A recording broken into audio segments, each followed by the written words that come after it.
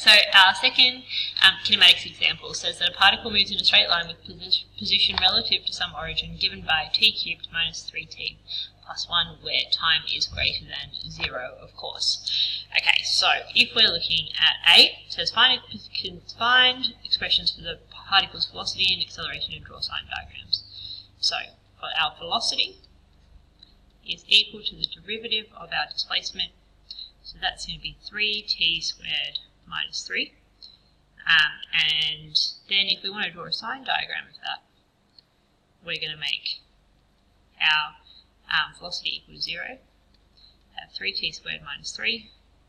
We're going to add the 3, divide by the other 3, and we get t equals, now just remember when we're taking the square root we always have plus or minus our answer. So we're looking at where time equals plus or minus 1, but obviously time's greater than 0, so in this case we're only looking at 1. Okay, so we put 1 into our sign diagram, and then at less than 1, so at 0, we're going to end up with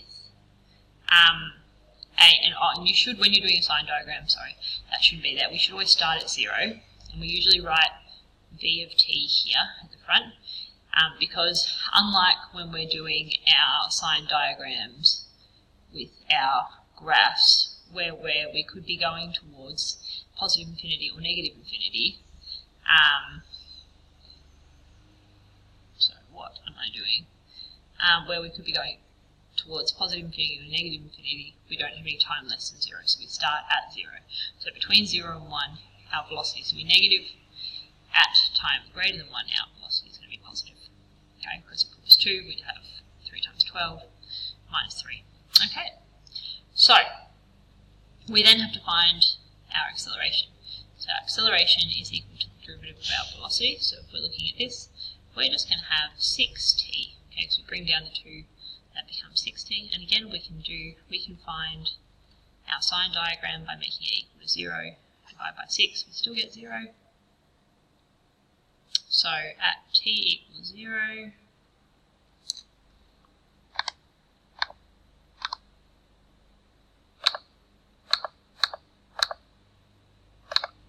sorry, I was just trying to erase that. That shouldn't be there. This line here, just ignore that. Okay, so at time, so this is a of t, and at time greater than 0, we're going to have positive acceleration for all values of t. Okay, so that's the first part. Pretty easy. For B, we're finding the initial conditions and hence describing the motion. So the initial conditions is always where t is equal to 0. Okay, so if we're looking at s of 0, we're going to have 0 cubed minus 3 times 0 plus 1, which gives us 1. And that's our position, so our units are centimetres. Our velocity at 0 is going to be 3 lots of 0 squared minus 3 times 0, which gives us 0 centimetres per second. And our acceleration at 0 is going to be 6 lots of 0, which equals 0, and our units for acceleration are centimetres per second squared. Okay. So these are our initial conditions, and then at the end of these kind of questions you need to write a little statement saying something along the lines of at t equals 0 the particle is 1 centimetre to the right of the origin, is instantly at rest, and has an acceleration of 0 centimetres per second squared.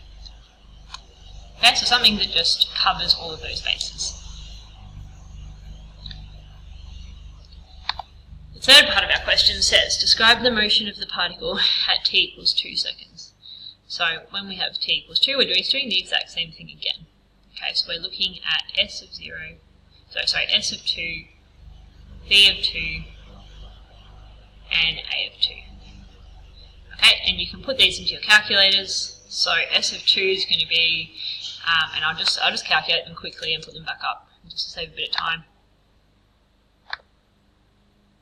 Okay, so at s of 2 we've got a position of 3 centimetres. Our velocity is 9 centimetres per second, and our acceleration is 12 centimetres per second squared. Okay, so again you just need to write a little thing saying at t equals 2 seconds, the particle, I'm not going to write it because it takes too long, but it would be the particle is 3 centimetres to the right of the origin. It's moving at a velocity of 9 centimetres per second, and the velocity is increasing at that point in time. Okay, and that you can tell that because your acceleration is positive.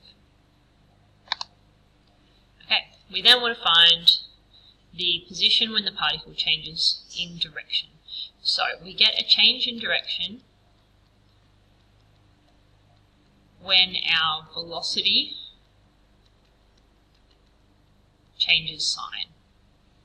Okay, so when it goes from positive to negative or negative to positive. So hopefully you guys have still got your sign diagrams on your bit of paper. I don't, so I think it was at 1, wasn't it? It was at 1, and before 1 it was negative, and then above 1 it was positive. Yeah, so at t equals 1, our particle changes direction. But what we're asked is to find what the position is when it changes direction. So if we're finding the position, we're finding where s of 1, so we're looking at 1 cubed minus 3 times 1 plus 1. Okay, so we've got 1 minus 3 plus 1 gives us 2 minus 3, so negative 1 centimetres. So we'd be 1 centimetre to the left of the origin. And the last part is, and this is easily the hardest bit of kinematics, is we're talking about where we want to draw a motion diagram. Okay, so for a motion diagram, we're looking at all of our changes in direction and all of our displacement. So we are starting at 0 and at,